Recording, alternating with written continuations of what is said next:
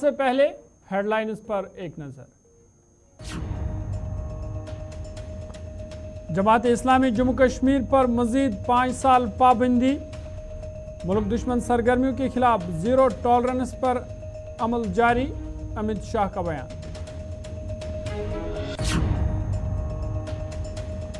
वज़ीर-ए-आज़म नरेंद्र मोदी का कश्मीर दौरा मुतवक्का, अनंतनाग में अवामी रैली से करेंगे खिताब, पार्लिमानी इंतखाबात के हवाले से दौरा अहमियत का हामिल।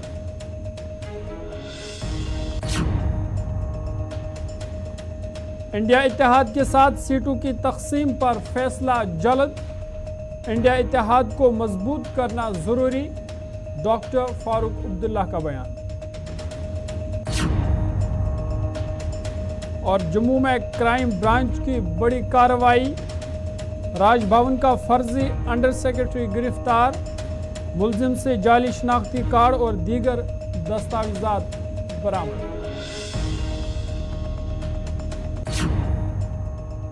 सुर्खियों के बाद खबरें तफसीलात के साथ। सबसे पहले बड़ी और अहम खबर इस वक्त दिल्ली से बड़ी खबर, जहां पे जमात इस्लामी जम्मू कश्मीर को मजीद 5 साल के लिए बैन कर दिया गया है। बड़ी खबर आपको बता रहे हैं दिल्ली से, जहां पे जमात इस्लामी जम्मू कश्मीर तंजीम को मजीद 5 साल के लिए बैन कर दिया गया है। और बता दें कि 28 फरवरी 2019 को जम्मू कश्मीर जमात इस्लामी को गैर कानूनी एसोसिएशन करार दिया गया था और अब इसमें मजीद 5 साल की तौसीह कर दी गई है। इस वाले से मरकज़ी वज़ीर दाखिला अमित शाह ने सोशल मीडिया एक्स पर पोस्ट करते हुए कहा कि मुल्क दुश्मन सरगर्मी के खिलाफ जीरो टॉलरेंस पॉलिसी पर अमल जारी है। बता दें कि वज़ीर दाखिला ने आज जमात इस्लामी जम्मू कश्मीर पर पाबंदी को फौरी तौर गैर कानूनी अंजुमन करार देते हुए अगले 5 साल के लिए बढ़ा दिया है। मरकज़ी वज़ीर दाखिला अमित शाह ने सोशल मीडिया साइट एक्स पर पोस्ट करते हुए लिखा कि वज़ीर-ए-आज़म नरेंद्र मोदी की दहशतगर्दी और इलाहिदगी पसंदी के खिलाफ जीरो टॉलरेंस की पॉलिसी पर अमल करते हुए हुकूमत ने जमात इस्लामी जम्मू कश्मीर पर पाबंदी को 5 साल के लिए बढ़ा दिया है।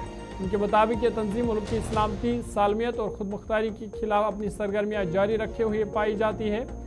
और बता दें कि इस तंजीम को सबसे पहले 28 फरवरी 2019 को एक गैर कानूनी एसोसिएशन करार दिया गया था। और अमित शाह ने लिखा है कि जो भी मुल्क की सलामती के लिए ख़तरा बनेगा उसे सख्त इक़दामात का सामना करना पड़ेगा। और फिलहाल जमात इस्लामी जम्मू कश्मीर बैन पर जो है मज़ीद 5 साल की तौसीह कर दी गई है।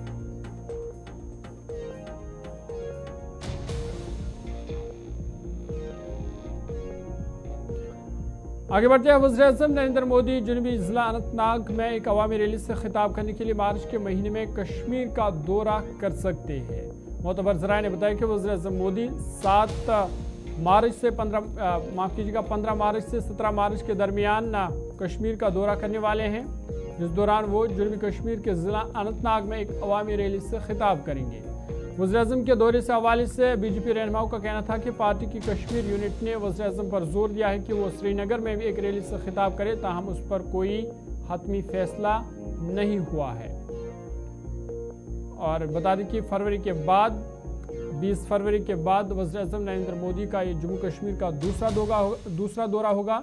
20 फरवरी को उन्होंने जम्मू में एक ज़बरदस्त अवामी रैली से खिताब किया, जहाँ उन्होंने 32,000 करोड़ रुपए के प्रोजेक्ट का इफ्तिताह भी किया था। और अब खबर यह है कि वो कश्मीर का दौरा करने वाले हैं और अनंतनाग में एक अवामी रैली से वो खिताब करने वाले हैं। और पार्लिमानी इंतखाबात के हवाले से ये दौरा काफ़ी अहम माना जा रहा है। वहीं जम्मू कश्मीर के लिए भी ये दौरा अहम है, क्योंकि वज़ीर-ए-आज़म नरेंद्र मोदी दौरे के दौरान कई अहम तरक्याती प्रोजेक्टों का इफ्तिताह भी करेंगे, संग बुनियाद भी रखेंगे और उन प्रोजेक्टों को जम्मू कश्मीर के लोग के नाम वक़्फ़ करेंगे।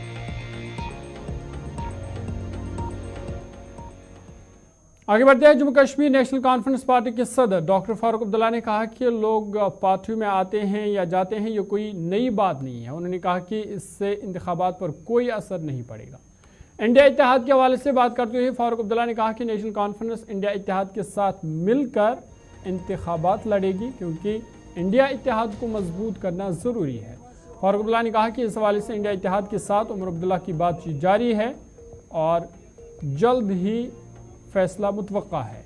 फारूक अब्दुल्ला ने कहा कि यह हैरत की बात है कि हुकूमत पार्लिमानी इंतखाबात करानी जा रही है, लेकिन साथ ही जम्मू कश्मीर में असेंबली इंतखाबात में ताखीर कर रही है।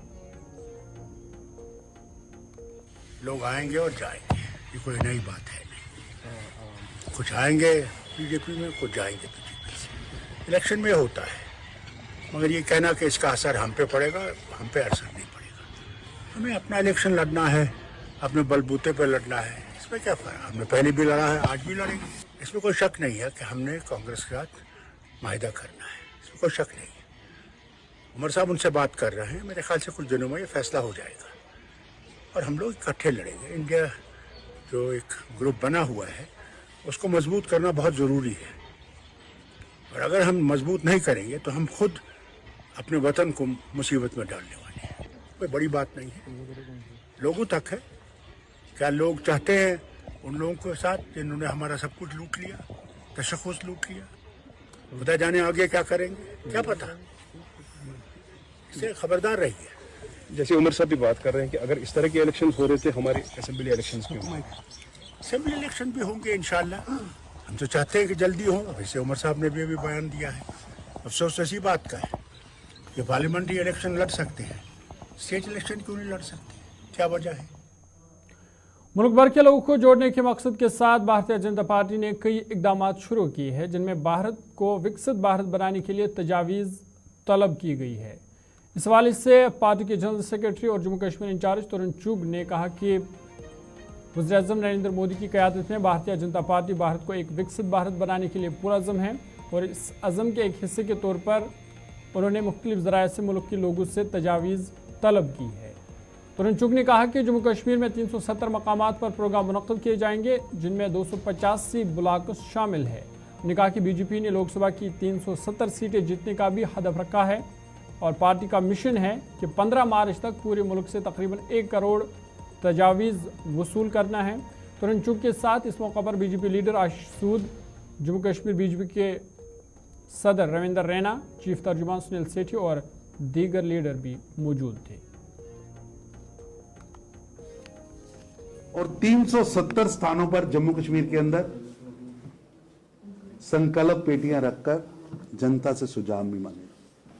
बहुत बड़ा अभियान है। हमारा टारगेट है कि देश के अंदर 1 करोड़ नागरिकों से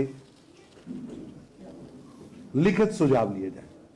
बहुत बड़ा टारगेट है और भारतीय जनता पार्टी की सारी टीम इसमें लगेगी। एक विधानसभा में भी कार्यक्रम होंगे, जिले में भी कार्यक्रम होंगे, प्रदेश में भी कार्यक्रम होंगे।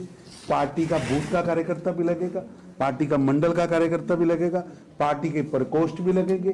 अलग अलग विंग्स में जाकर भी हम काम करेंगे। हमारे हर सार्वजनिक कार्यक्रम में हम जनता से जाकर सुझाव मांगेंगे और 15 मार्च तक देश के करोड़ों लोगों से मिलकर उनके डिजिटल, लिखित हर तरह के सुझाव लिए जाएंगे। और मैं आपके माध्यम से, आपके चैनल्स के माध्यम से, आपके अखबारों के माध्यम से जनता से निवेदन करना चाहता हूं कि आइए इतनी बड़े अभियान में दुनिया का सबसे बड़ा नेता, दुनिया के अंदर सबसे ज्यादा भारत का डंका बजाने वाला, जिसने भारत की चमक व धमक पूरे विश्व में आज बढ़ाई है, जिन्होंने देश के गरीबों को भी एड्रेस किया है, देश के गरीब की झोंपड़ी को भी एड्रेस किया है और अमेरिका के दोनों सदनों को भी एड्रेस किया है, जो झोंपड़ी में भी जाते हैं और देश के विकास की गाथा भी लिखते हैं।